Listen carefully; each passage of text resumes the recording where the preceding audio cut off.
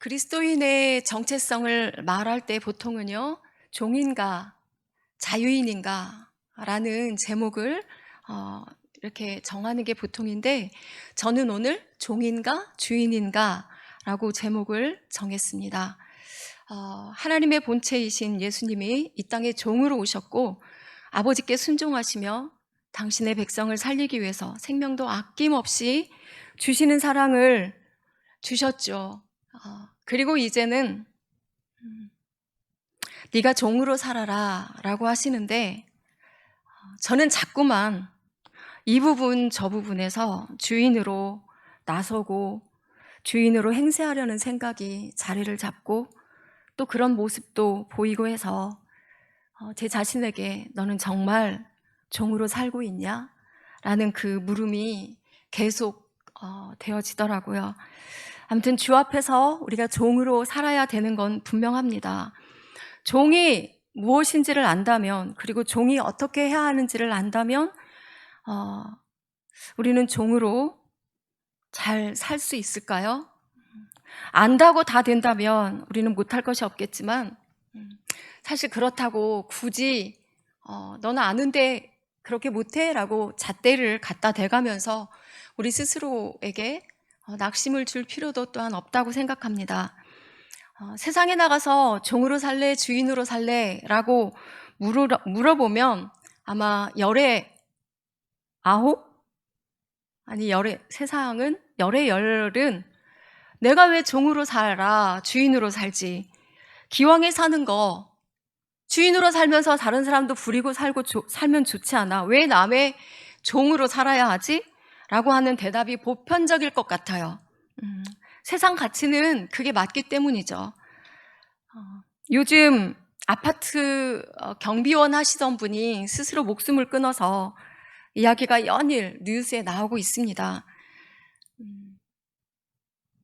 잠깐 다른 성경과 다른 이야기를 잠깐만 하겠습니다. 저희 아파트에 근무하시는 경비원 한 분을 잠시 이야기하고 가려고 해요. 물론 이분은 종이 아닙니다. 그래서 종이라는 예화를 절대로 들으려는 건 아니고요. 이분의 모습이 너무 감동스러워서예요. 이분과 엘리베이터를 타고 같이 올라가다가 이런저런 얘기를 나누다가 저보다 2살이 많으신 걸 알게 됐어요. 이분이 원래는 앞동에 계시다가 작년부터 저희 동으로 오셨어요. 인사를 하시는데 하루에 몇 번을 만나도 웃으면서 90도로 인사를 하세요. 그것도 막 2번, 3번을 처음에는 저랑 같은 동에 살고 있어서 아시나 봐요. 처음에는 당황스러웠어요. 왜 굳이 저렇게까지 하셔야 하나. 그런데 인사만 그렇게 하시는 게 아니고요. 택배가 경비실에 오면 아무 몇 층이든 상관없이 그거를 갖고 오세요. 꼭 갖다 주세요. 그리고 주민들이 쓰레기를 버리려고 갖고 나가면 어디서 보셨는지 막 달려오세요.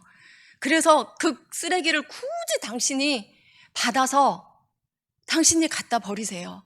얼마나 죄송해요. 그런데 그걸 하세요.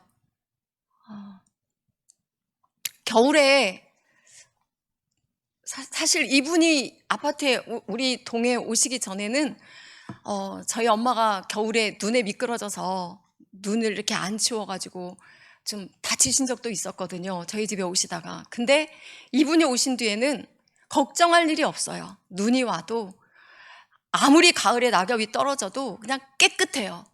너무나 부지런하세요. 잠시도 몸을 쉬지 않고 자신이 맡겨진 일을 그렇게 하시는 걸 봤어요. 솔직히 주민들이 버리는 쓰레기까지 열심히 달려오셔서 당신이 버리는 건 그분이 해야 될 일은 아니잖아요. 그런데 그렇게 하세요. 쓰레기통이 그분이 오신 뒤로 거치든 아니든 더러워 이렇게 보인 적이 없어요. 음식물 쓰레기통이. 저는 그래서 이제 그분을 만나면 먼저 이제 90도로 인사를 하게 되고, 쓰레기를 갖고 나오다가 그분이 행여나 어디 있을까봐 살피면서 얼른 뛰어가서 쓰레기를 버리게 되고 그렇게 되더라고요. 그런데 안타깝게도 이분은 교회를 안 다니세요. 예수님을 안 믿으세요. 예수 안 믿는 분의 이야기를 굳이 왜 합니까? 근데 저도 궁금해요. 그분의 삶이 감동스럽고 그분은 어떤 마음으로 동네 사람들을 그렇게 섬기는 것일까 참 궁금하기도 합니다. 이제 우리가 본문으로 들어가면 누가는요, 예수님의 부모님이 예수님에게 정결 예식을 하려고 성전으로 올라갔다라고 소개하다가 갑자기 예루살렘에 시므온이라는 사람이 있으니라고 소개해요. 시므온이 누구인지 어떤 배경을 갖고 있는지 전혀 말이 없고 그냥 이 사람은 의롭고 경건한 사람이다라고 이렇게만 소개를 합니다. 의롭고 경건하여 이스라엘의 위로를 기다리는 자라 이렇게 말해요. 의롭고는 여기서 의롭고는 공정하고 정의로운이라고 해석할 수 있답니다. 그의 생각이 공정하고 정의로워서 하나님과의 관계도 올바른 관계를 갖고 있다고 해석할 수 있어요. 경건하여는 헬라어로 율라베스인데 올바로의 유와 생각하다의 라베인의 합성어로 하나님을 올바르게 인식하여서 그것을 바탕으로 그분을 섬기는 삶을 살아가고 있다라고 이렇게 해석할 수 있습니다. 어떤 학자들은 이 시므온이 그 유명한 힐렐 학파에서 그 힐렐의 아들이고 그리고 바울이 공부했던 가말리알의 아버지이다라고 이렇게 얘기하지만 뭐 성경에 없는 이야기니까 어쨌든 누가는 굳이 그에 대해서 다른 설명을 하고 있지 않은 거는 그가 의롭고 경건하여서 하나님을 섬기는 사람이다라는 것에 포인트를 두고 그걸 중요하게 생각했기 때문이라고 생각합니다. 그는 이스라엘의 위로를 기다리는 사람입니다. 이스라엘의 위로를 기다린다는 것은 이스라엘의 위로가 죄에 빠져서 죽게 된 그들을 건지시고 위로하실 메시아를 기다린다라고 하는 거죠.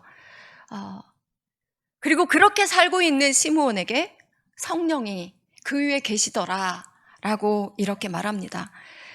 아직 예수님께서 십자가에 죽으시지 않았기에 성령이 예수 믿는 각 사람의 그 안에 내주하시지는 않는 때예요.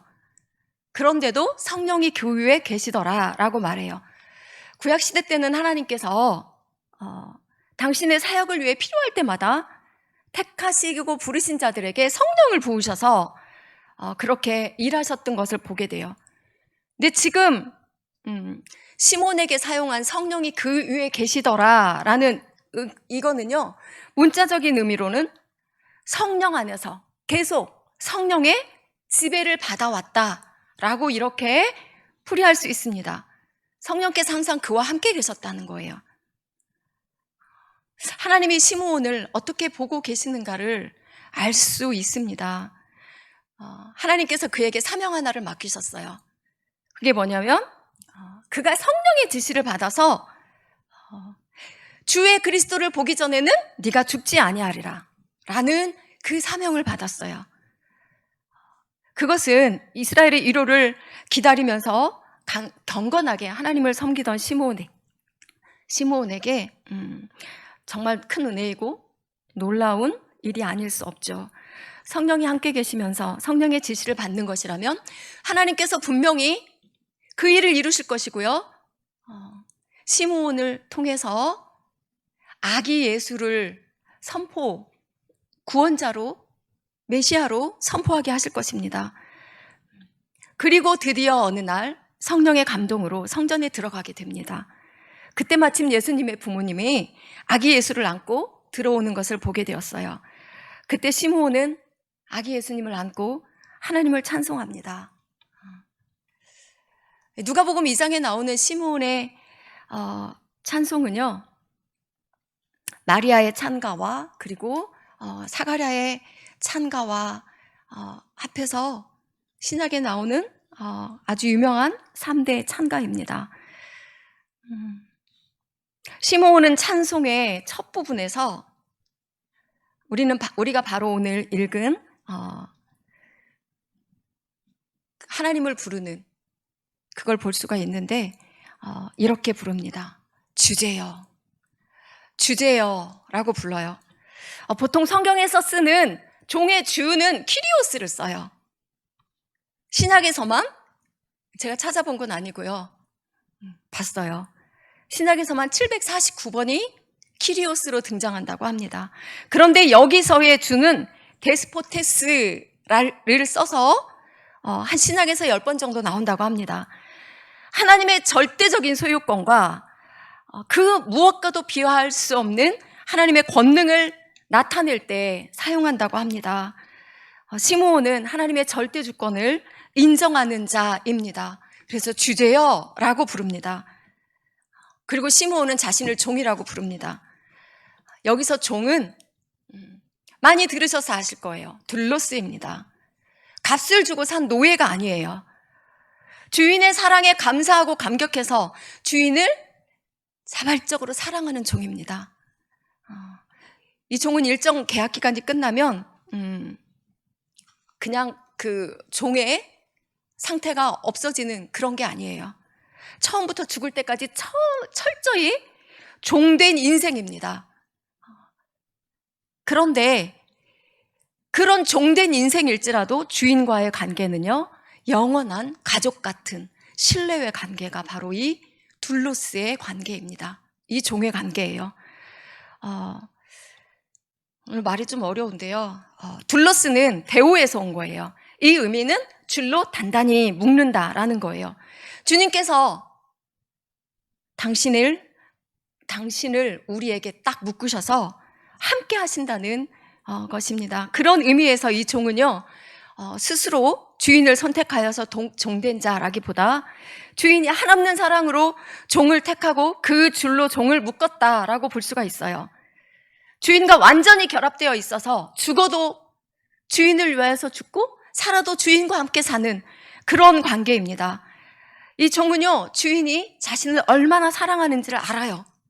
얼마나 자신에게 은혜를 베풀어 주는지를 알아요. 그걸 알기 때문에 주인을 섬기는 일 그 자체만으로도 행복을 누릴 수 있는 그런 종이에요. 어떤 분이 이렇게 글을 쓴 거를 봤어요. 다른 종들보다 뛰어나지 않아도 절대 주인을 떠나지 않는 종. 유능하지 못해도 끝까지 주인의 곁에 있는 종. 이게 바로 여기서 말하고 있는 종이라는 겁니다. 이 종은 하나님께 매여 있기 때문에요, 방황하지 않아요. 주인이 모든 것을 책임져 주실 것이라는 그 믿음을 갖고 있기 때문입니다.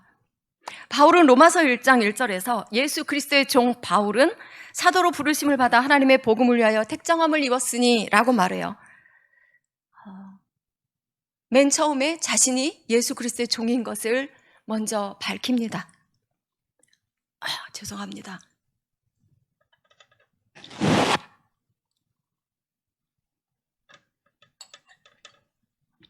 여기서 바울이 말하는 종은 물론 둘로스예요.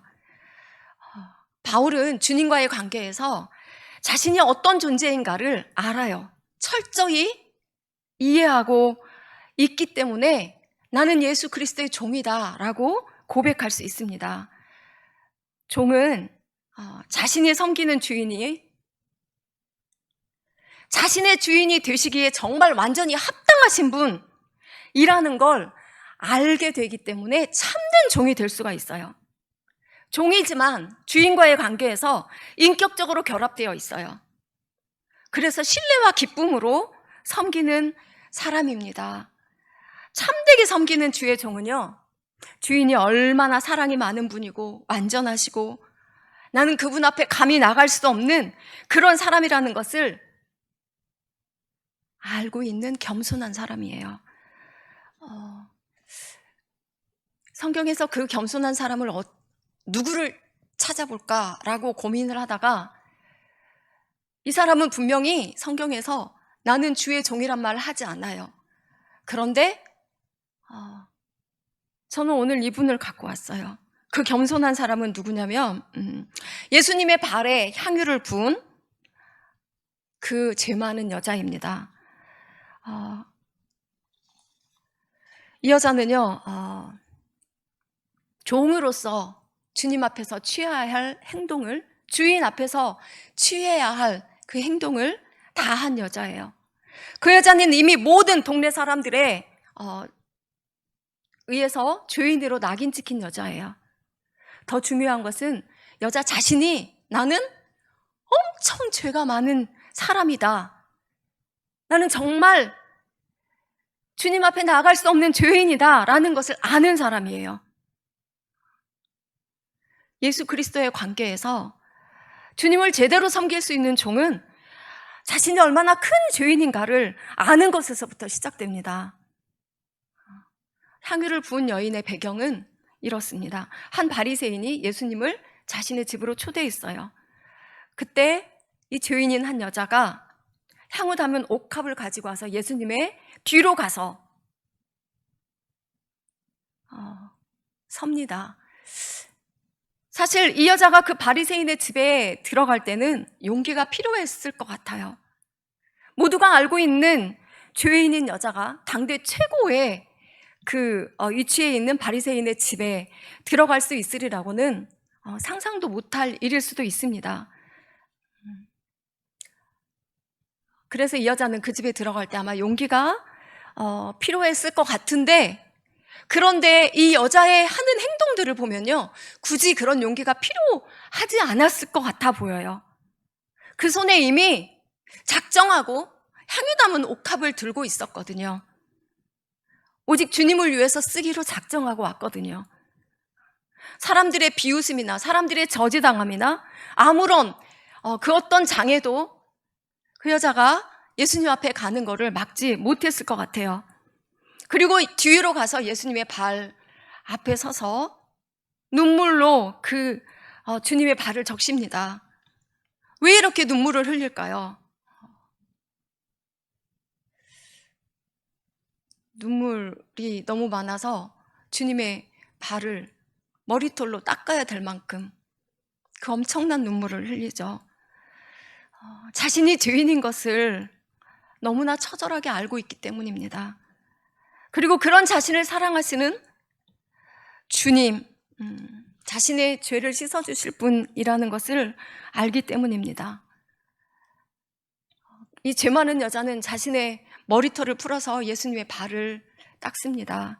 당시 유대 사회에서요, 여자가 머리를 풀어 헤친다는 것은 굉장히 수치스러운 일이었다고 합니다. 또 하나 역으로는 이 여자들이 긴 머리를 갖고 있는 건 또 여자들에게는 큰 영광이었다고 해요. 그런데 이 여자는 주저없이 주님의 발을 닦기 위해서 자신의 머리를 풀어서 주님의 발을 닦습니다. 수치도 영광도 주님 앞에서 다 내려놓는 거죠. 그리고 주님의 발에 자신의 전부라고 할 수 있는 향유를 다 부어드려요. 이게 종이 할 수 있는 최고의 겸손이고요, 최고의 헌신입니다. 회개와 그리고 벅찬 감격과 감사에서 우러나오는 것입니다. 사람들의 이목이나 비난이 이 여자를 막을 수 있는 게 아니에요. 그런데 여기에 스스로, 물론 주인이겠죠. 예수님을 청했으니까, 식사를 베풀었으니까 그 집의 주인일 거예요. 맞을 거예요. 그런데 영적으로도 이미 스스로 주인된 한 사람이 거기에 같이 있어요. 예수님을 청한 바리새인이에요. 그는 예수님을 식사 자리에 초대했지만 전혀 예수님에 대한 경외심이나 존경심도 없어요. 그저 예수님을 마음속으로 판단하는 위치에 있습니다. 손님을 초대해 놓고도 그 손님에게 예수님께 발 씻을 물도 내주지 않았고요, 손님에게 예를 갖추어서 입맞춤하며 인사도 안 했어요. 존경의 표시로 머리에 기름을 발라주지도 않았어요. 아무것도 하지 않았죠. 이 사람은 스스로가 주인된 사람이고요, 교만한 사람이에요. 자신은 죄인이 아니라고 생각하는 사람입니다. 하나님의 종은커녕 그 누구도 섬길 수 없는 사람이에요. 하지만 본인은 최고의 자리에서 제대로 율법을 지키면서 하나님의 종으로 섬기고 있다고 생각할 것입니다. 죄 많은 여인은 감히 쳐다볼 수도 없는 그런 사람이라고 생각하는 사람이죠. 그러나 금방도 얘기했지만 자신은 최고로 율법을 잘 지키며 하나님을 섬기는 사람이라고 생각하는 사람입니다. 이 사람은 예수님이 이 죄 많은 여인이 예수님께 다가갔을 때 속으로 이렇게 생각해요. 저 사람이 진짜 선지자라면 지금 자신에게 다가가고 있는 저 여자가 누구인가를 알아야 해. 그리고 어떻게 해야 된다고요? 저 여자를 물리쳐야 돼. 그래야 저 사람은 선지자야 라고 이렇게 예수님을 판단하고 있는데 예수님이 어떻게 하세요? 전혀 그렇게 하지 않으세요. 그때 예수님께서 그 사람의 마음을 아시고 물어보세요. 시몬아, 빚 주는 사람에게 빚진 자가 둘이 있는데 하나는 500데나리온을 빚졌고 하나는 50데나리온을 빚졌어. 근데 둘 다 갚을 길이 없어서 이 주인이 빚을 준 자가 둘 다 탕감해 주었는데 누가 더 그 주인을 사랑하겠느냐라고 하니까 옳게 대답을 해요. 많이 빚진 자이겠죠. 네 말이 옳다. 그러면서 주님께서 말씀하십니다. 이러므로 내가 네게 말하노니 그 여자의 많은 죄가 사하여졌도다. 이는 그의 사랑함이 많음이라 사함을 받은 일이 적은 자는 적게 사랑하느니라 라고 말씀하십니다. 여기서 잠시 우리가 짚고 넘어갈 건 이 말씀을 우리가 자칫 잘못 이해하면요, 그의 사랑함이 많음으로 죄가 사해져서 그가 구원받았다라는 것으로 우리가 받아들일 수 있어요. 그게 아니에요. 우리가 너무나 잘 알다시피 우리의 죄는 어떤 행위로 사랑을 많이 해서 그 사랑 때문에 구원받는 그런 행위로 구원받는 게 아니에요. 우리의 죄는 오직 십자가의 은혜와 사랑으로 사함받을 수 있고 그 십자가의 보혈의 은혜로 구원받을 수 있습니다. 여기서 예수님이 말씀하시고자 하시는 바는 뭐냐면요, 이 여자는 자신이 얼마나 큰 죄인인가를 알았고 그 회개의 눈물로 주님께 나왔다는 거예요. 그리고 감사와 감격으로 사랑에 가득하여서 주님께 자신의 전부를 드렸다는 것입니다. 사함이 받은 일이 적은 자는 적게 사랑하느니라 라고 하는 것은 자신이 죄인인 것을 모르기 때문에 나는 죄가 없기 때문에 회개할 일이 없는 거예요. 나는 죄인이 아니기 때문에 예수 그리스도께 나갈 일이 없는 거예요. 그러니 예수님께로부터 죄사함 받을 일이 없는 거예요. 나는 죄인이 아닌데 내가 예수 그리스도로부터 사함 받을 일이 없는 거죠. 그러므로 그에게서는 주님의 사랑이 없습니다. 주님 말씀하세요. 사함을 받은 일이 적은 자는 적게 사랑하느니라. 당연히 회개도 없고 주 예수님을 필요로 하지 않습니다. 죄사함도 없지요. 바울은 자신이 전에는 비방자요, 박해자요, 폭행자였다고 말해요. 그리고 주님께 대한 믿음과 사랑이 깊어질수록 나는 죄인 중에 괴수다 라고 이렇게 고백합니다. 그것을 아는 바울은요, 나는 예수의 종이라고 또한 고백할 수 있는 겁니다.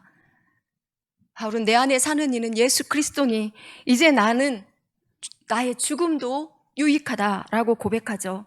이 말은요, 나의 소유권자는 전적으로 주님이시다. 나는 무조건적으로 그리스도께 복종하고 오직 그리스도만을 의지하다가 죽게 되어도 이 생명 조금도 아깝지 않다라는 겁니다. 이것은 그리스도인들이 고백할 수 있는 최고의 은총입니다. 그리스도인들이 누릴 수 있는 최고의 행복입니다. 이렇게 고백할 수 있다는 건요.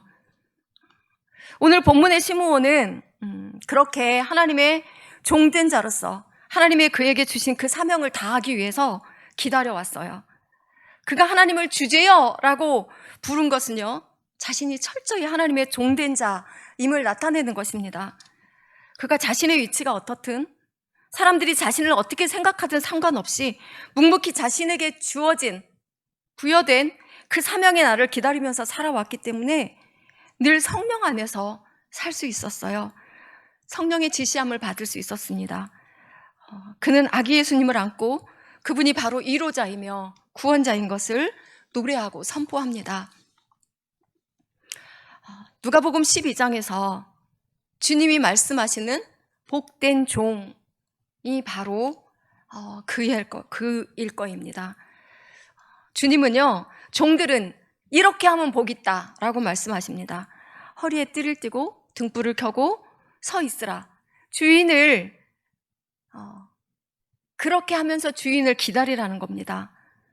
너희는 마치 그 주인이 혼인집에서 돌아와서 문을 두드리면 곧 문을 열어 주려고 기다리던 사람과 같이 되어라. 주인이 와서 깨어있는 거 보면 그 종은 복이 있으리라 라고 말씀하세요. 주인이 혹 2경에나 3경에나 이르러도 이게 무슨 말이냐면 아주 오래 기다린다는 거죠. 그래도 그같이 주인을 기다리고 있는 것을 보면 그 종들은 복 있다라고 하세요. 우리가 이 말을 역으로 생각하면 때때로 주의 종으로 살다 보면 지칠 때도 있고 포기하고 싶을 때도 있다는 거예요. 많이 힘든 일을 만날 수도 있다는 거예요.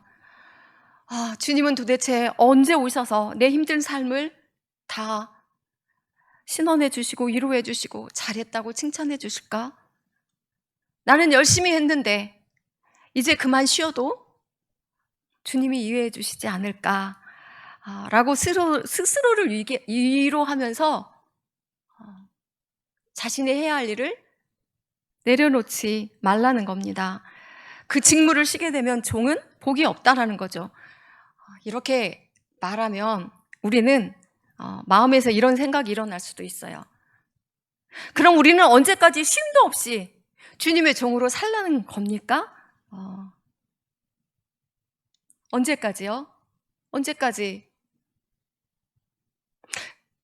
그런 마음이 일어나면 또 이렇게 되묻고 싶어지기도 합니다.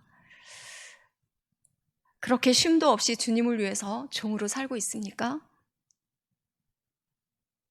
지금 힘들고 어려운 삶이 오직 주님을 위해서 인내하고 견디고 사랑하고 섬기는 종으로 살고 있기 때문입니까? 바울처럼, 그리고 평생을 주님을 기다리며 산 시므온처럼, 그리고 자신의 전부를 다 내어드려도 아까워하지 않을 그 죄 많은 여인처럼, 그리고 예수님처럼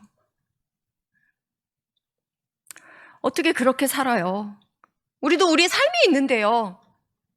그건 교역자들이 받아야 할 말씀 아닌가요? 우리도 각자 주어진 생활이 있잖아요. 맞죠? 그런데요,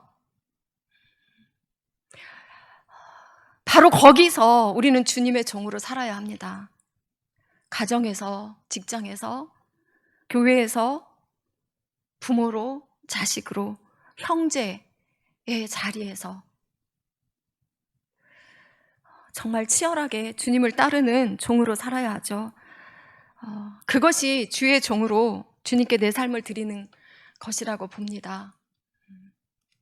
아까 바리새인은 예수님을 청해놓고도 선생님이라고 부르면서도 주님께 해야 할 일을 안 하고 마음으로 판단만 하고 있었어요.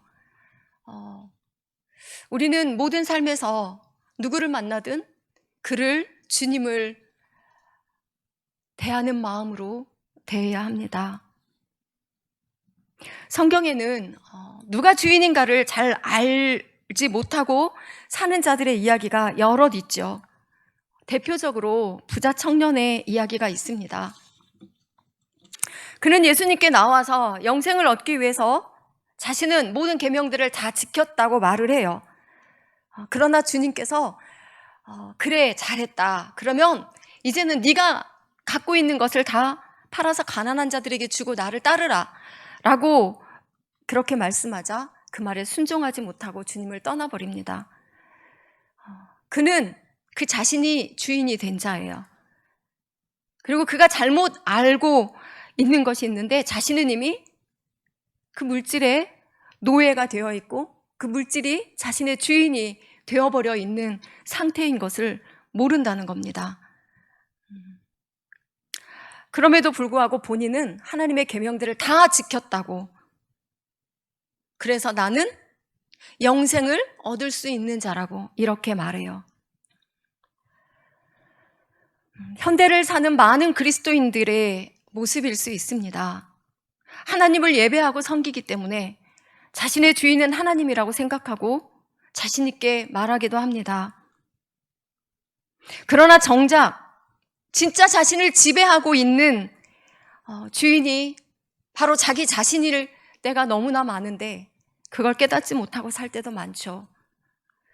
내 육신적으로 육체적으로 필요한 그런 것들이 내 주인이 되어져 있는데 그거를 모르고 살 때가 많습니다.